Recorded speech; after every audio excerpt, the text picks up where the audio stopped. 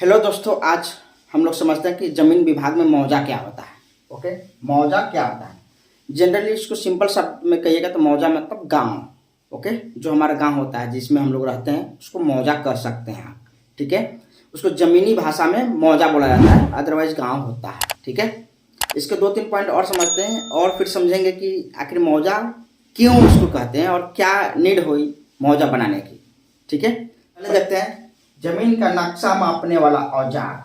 जो जमीन के नक्शा पर जो औजार हम यूज करते हैं, जैसे गुनिया वगैरह हो गया, जो भी अमीन का औजार होता है, उसके अनुसार जितने क्षेत्र को नक्शा में उतारा जाता है, जैसे मान लीजिए पूरा क्षेत्र है, ठीक है, और इसको इस क्षेत्र को नक्शा में आप उतारेंगे प्लॉटिंग वाइज करके, प्रॉपर कहाँ रास्ता है, कहाँ प्लॉट है, प्रॉपर वे में जो भी क्षेत्र को, जिस क्षेत्र को आप प्रॉपर वे में टूल्स के हिसाब से, औजार के हिसाब से नक्शा पर उतारेंगे, उसको मौजा कर सकते हैं।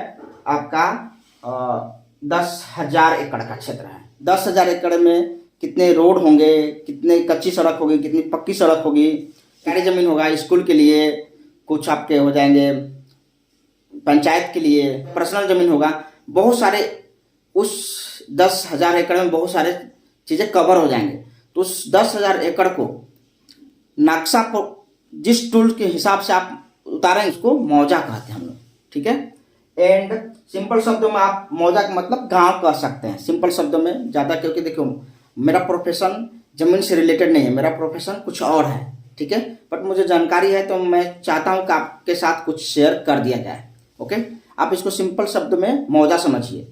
ठीक है, अगर मेरा प्रोफेशन जमीन से रिलेटेड भी होता है तो आप इंटरनेट से देखकर किसी भी तरह से ज़मीनी फैसला या सीमांकन वगैरह या कोई भी चीज़ डिसीजन नहीं ले सकते हैं। इसके लिए आपको कोर्स करना पड़ेगा।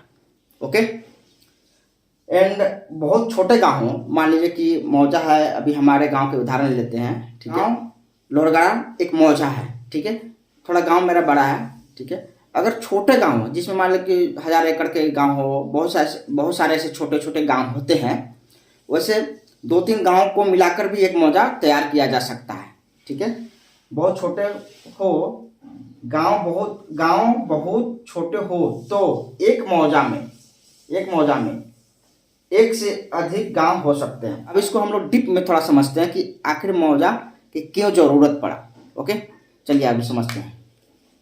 जैसे मान लीजिए हम अभी अपने स्टेट झारखंड के उदाहरण लेते हैं। हल्का नंबर ले लेता हूँ, हल्का नंबर 10, हल्का नंबर 10, 02, 03 और 09। इस हल्का नंबर 10 मेरा है, इसमें भी 4 गांव आते हैं।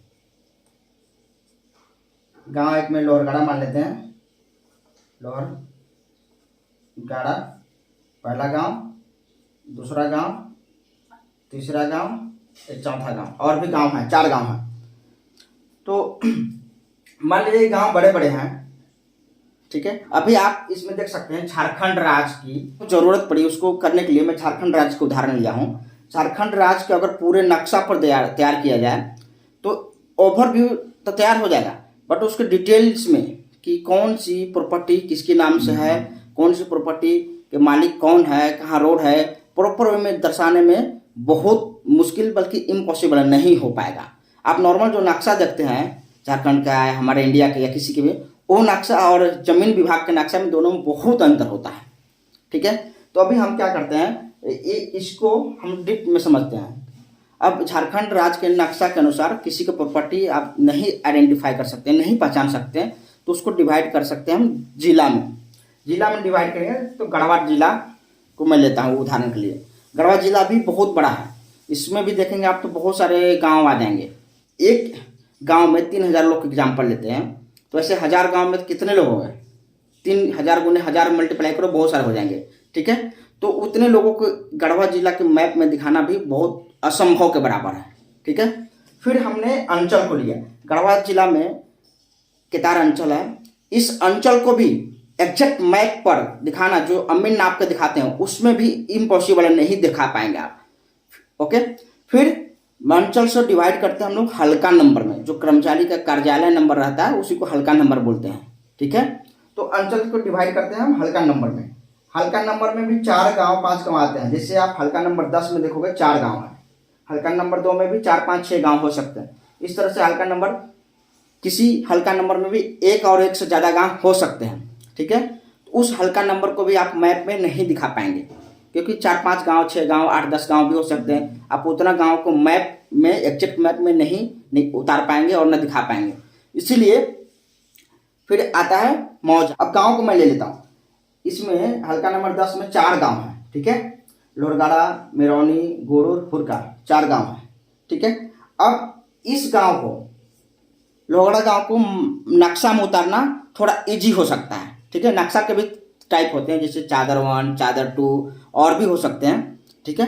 तो इसको उतारना थोड़ा इजी हो जाएगा, ठीक है। लेकिन इसको मौजा क्यों बोला गया, इसको गांव ही क्यों नहीं बोल दिया गया? मौजा इसलिए बोला गया उसको कि मान लीजिए ये जो गांव है ना, बहुत छोटा गांव होता, ठीक है। मान लीजिए 1000 या 500 एकड़ के गांव होता, ठीक है। 500 एकड़ के मान लीजिए गांव होता, तो 2-3 गांव ऐसे छोटे छोटे गांव होते हैं, उसको मिलाकर एक मौजा तैयार किया जाता है। और उस मौजा में एक गांव होते, उसका नक्शा वगैरह प्रॉपर वे में होता, ठीक है। इसलिए इसको जमीन का भाषा में मौजा नाम दे दिया गया कि चलो भाई, कभी अगर ऐसा कहीं सिचुएशन हो तो हम गांव से उसको ना स्पेसिफाई करके उसको मौजा बोल सकते हैं। जनरली हम लोग अमीन नहीं है और हम लोग ना अमीन के पढ़ाई पढ़ रहे हैं, जस्ट हम लोग अपने नॉलेज के लिए, जानकारी के लिए सीख रहे हैं कि भाई के मामले में मूर्ख न बना ले, ठीक है। इसलिए हमें सभी चीज़ के ओवरव्यू जानकारी होना चाहिए। इसीलिए आप सिंपल शब्दों में समझिए, मौजा गांव को ही कहते हैं, जो हमारा गांव होता है उसी को मौजा कहते हैं। Thank you very much.